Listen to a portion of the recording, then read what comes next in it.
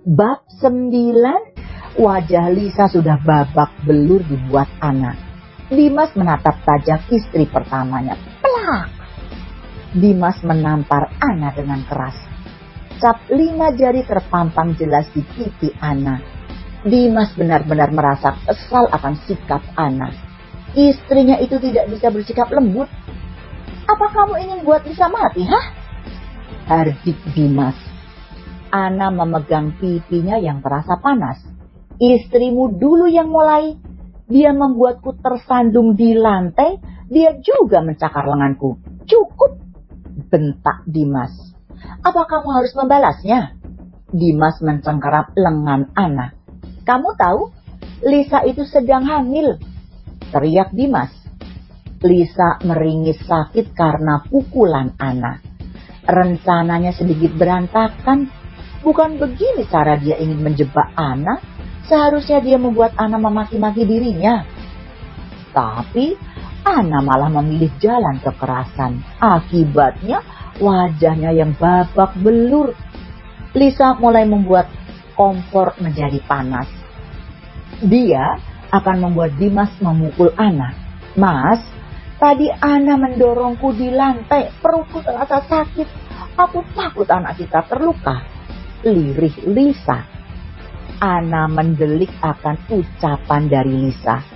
Mana ada Ana mendorongnya di lantai?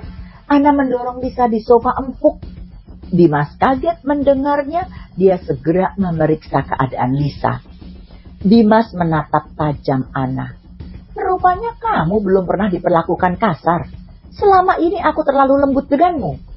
Dimas menarik tangan Ana naik ke atas menuju kamarnya.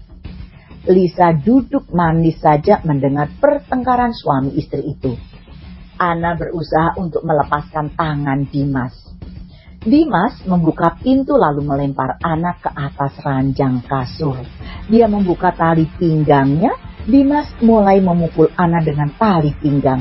Ini, rasakan, kamu sudah menyakiti anakku. Dimas sudah kalap akan kemarahannya.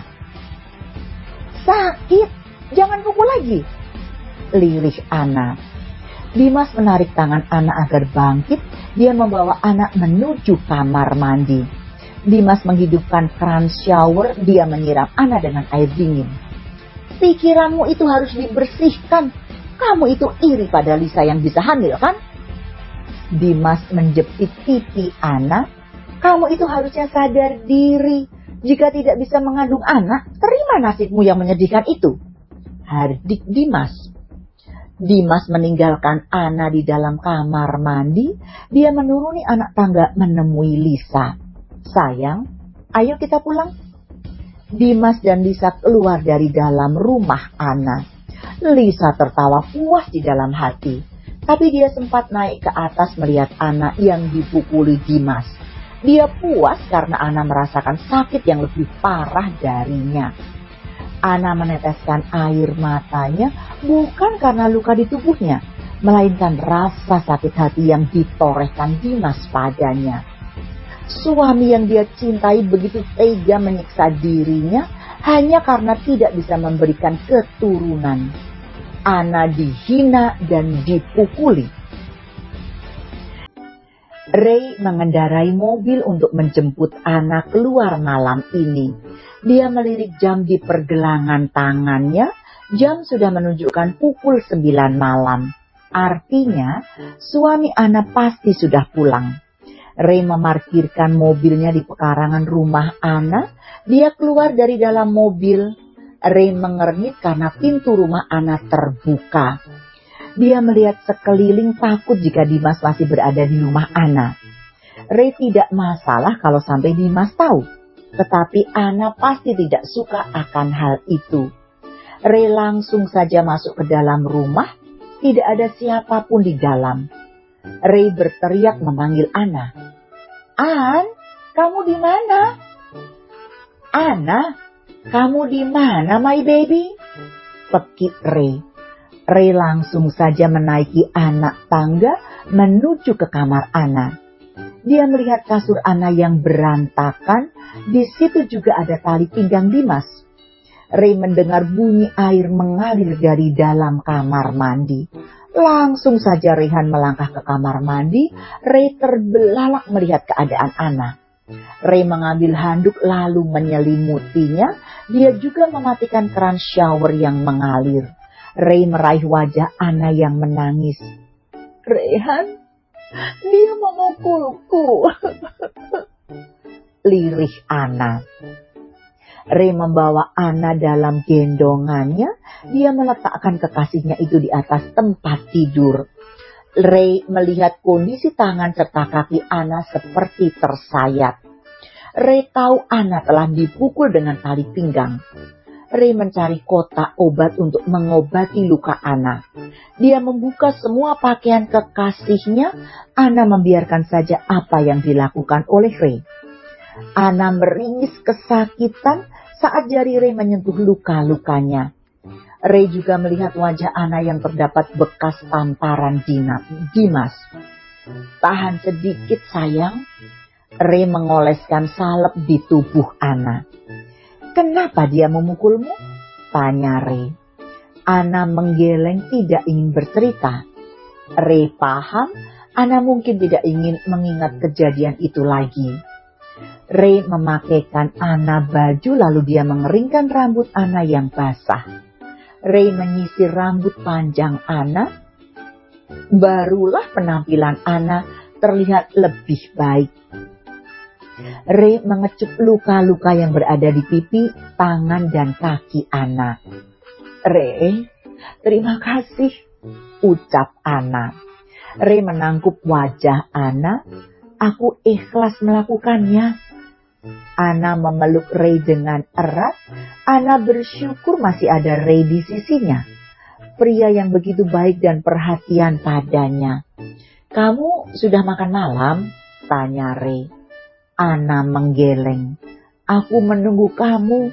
Aku ingin makan malam bersama denganmu." Ray tersenyum. "Ayo kita makan malam bersama." Anna dan Ray menuju ruang makan. Anna menaruh bekas makanan dari Dimas dan Lisa. Dia menyiapkan makanan baru yang sudah dia pisahkan sebelumnya. Anna mengambilkan Ray makanan dan juga minum. Setelah itu barulah Anna mengambil makannya untuknya. Ray menyuap makanan yang dibuat Anna. "Memang rasanya sangat enak. Masakan kamu sangat enak," puji Ray. Anna tersenyum. "Terima kasih atas pujiannya. Pantas saja Dimas selalu suka makan di sini." Anna sangat pandai memasak dan juga melayaninya dengan baik, batin Ray. Selesai makan malam, Anna dan Ray langsung masuk ke dalam kamar. Rencana malam ini untuk jalan-jalan gagal total. Ray merebahkan kepala Anna di atas bantal. Dia menyelimuti Anna dengan selimut. Anna menahan tangan Ray saat pria itu ingin pergi. "Kamu mau kemana?" "Aku mau pulang," jawab Ray. "Kamu tidak ingin bersamaku?" Anna menatap wajah Ray. "Kamu tidak mau tidur denganku?" Ray mengusap kepala Anna. "Tentu saja aku mau. Aku kira kamu akan melarangku." Anna menggeleng. "Temani aku di sini. Aku ingin berada di dekatmu." Ray mengangguk dan merebahkan dirinya di samping Anna. Dia membawa tubuh Anna di dalam pelukannya. Ray juga mengelus-elus punggung belakang Anna agar kekasihnya itu tidur. Tidak lama kemudian Anna tertidur. Ray melepaskan pelukannya lalu bangkit dari atas tempat tidur. Ray mengambil ponselnya yang dia letakkan di atas meja lampu tidur. Ray mendial nomor Diki. Tidak lama kemudian sahabat sekaligus kaki tangan Ray itu mengangkat teleponnya. "Ada apa, Ray?" "Dik, kamu suruh salah satu pelayan di rumahku untuk ke rumah Anna." "Buat apa?" "Pakai tanya lagi." "Ya, buat jadi pelayan di sinilah." Iya, dasar bucin," kata Diki. Diki langsung saja mematikan telepon saat Ray ingin membalas ejekan darinya. Ray berdecak kesal. Ray menyuruh pelayan ke rumah Anna untuk membantu kekasihnya itu. Reyhan kembali merebahkan diri di samping Ana. Dia melingkarkan tangannya di perut Ana dan memejamkan mata. Keduanya tidur dengan saling berpelukan. Dimas mengobati luka memar di wajah Lisa. Mata Lisa bengkak, begitu juga dengan bibirnya. Ana benar-benar membuat wajah Lisa menjadi samsak tinju. Tetapi yang paling dikhawatirkan Dimas adalah kondisi bayi di dalam rahim Lisa. Dia mengelus-elus perut Lisa.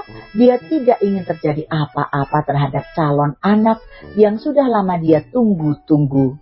Besok kita ke dokter saja ya. Aku ingin memastikan kembali kalau anakku baik-baik saja, ujar Dimas. Iya, hampir saja anak kita dalam bahaya. Ana benar-benar keterlaluan, kesal Lisa. Apa kamu berbuat ulah? Tanya Dimas. Aku tidak mengatakan apapun, Ana saja yang iri padaku. Aku hanya bicara pada bayi kita saja di depan Ana, tutur Lisa. Lisa berbohong pada Dimas. Dia sengaja mengatakan hal itu agar Dimas membenci Ana. Padahal dia yang memancing amarah dari Ana. Ana tidak akan berbuat hal kasar kalau dia merasa tidak tersakiti, ungkap Dimas. Lisa kesal mendengarnya. Kamu itu ya masih saja membela Ana. Kamu tidak lihat wajahku memar seperti ini? Lisa pergi meninggalkan Dimas. Dia masuk ke dalam kamar tidur. Dimas menarik nafas panjang dan menghembuskannya. Dia teringat saat dirinya memukul Ana. Dimas sudah tersulut emosi waktu itu. Dia hanya ingin memberi pelajaran saja agar Ana bertindak dengan akalnya. Dimas tidak tahu apa yang terjadi sebenarnya. Mau Lisa yang salah, tetap saja Ana tidak boleh memukul Lisa. Seharusnya Ana bersikap mengalah pada Lisa. Biar bagaimanapun Lisa tengah berbadan dua. Kalaupun Ana tidak menyukai Lisa, setidaknya Ana tidak melukai anak di dalam kandungan Lisa. Namun Dimas tidak mengerti akan perasaan dari Ana. Dia bahkan tidak menanyakan alasan kenapa terjadi pertengkaran itu. Dimas hanya mendengar dari sisi Lisa saja. Dimas bertindak gegabah dengan memukul Ana. Dia sudah melakukan kekerasan di dalam rumah tangganya. Dimas bahkan langsung pulang ke rumah Lisa, meninggalkan Ana yang terluka. Dimas mengobati luka istri mudanya, sedangkan istri tuanya dia biarkan dan berikan luka. Bukan hanya luka fisik, tetapi luka hati juga dia berikan. Dipukuli oleh suami sendiri pasti akan menyakitkan. Apalagi itu di depan madunya. Tampak sekali Ana tidak ada harganya di depan istri mudanya. Ana bangun dari tidurnya. Dia melihat ada Rey yang masih tertidur di sebelahnya.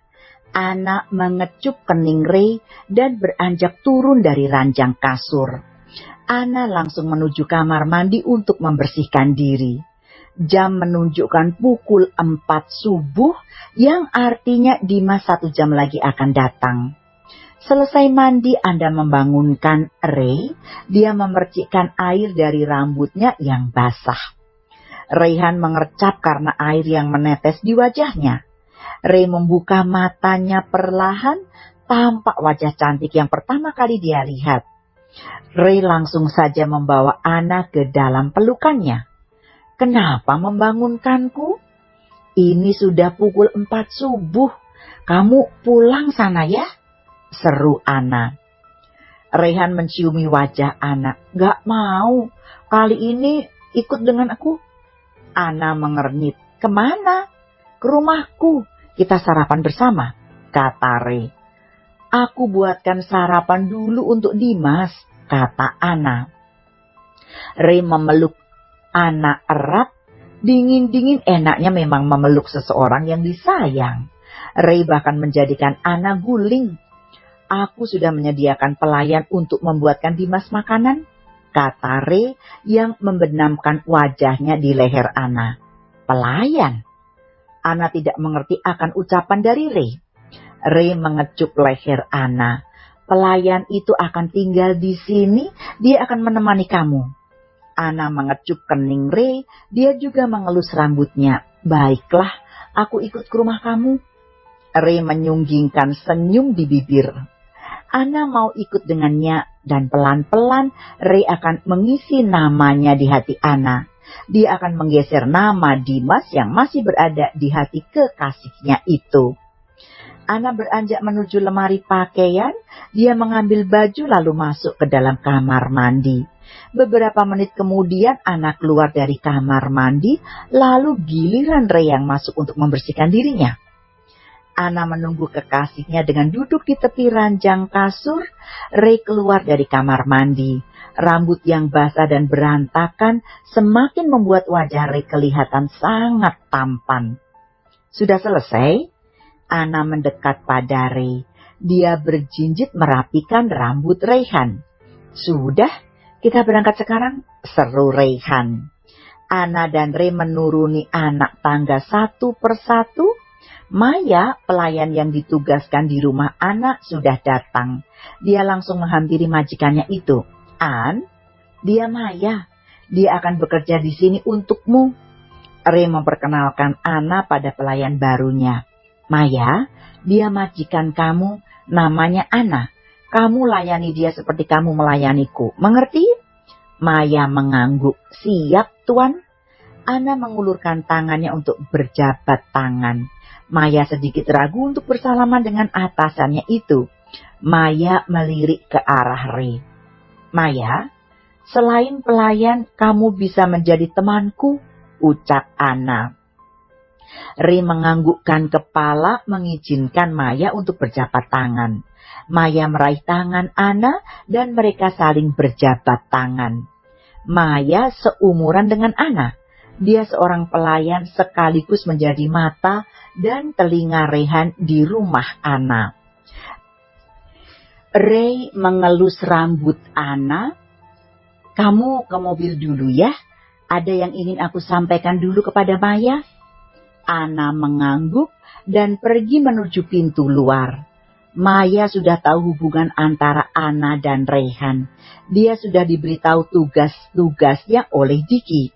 Mei, kalau Dimas datang, kamu bilang padanya Ana pergi liburan menenangkan diri selama 2 hari. Titah Ray. Maya mengangguk patuh. Baik Tuan, bagus. Kami pergi dulu, ucap Ray. Maya menunduk hormat. Hati-hati di jalan, Tuan. Ray pergi menyusul Ana yang sudah duduk di dalam mobil. Ray menyalakan mesin dan melaju menuju rumah mewahnya. Bersambung.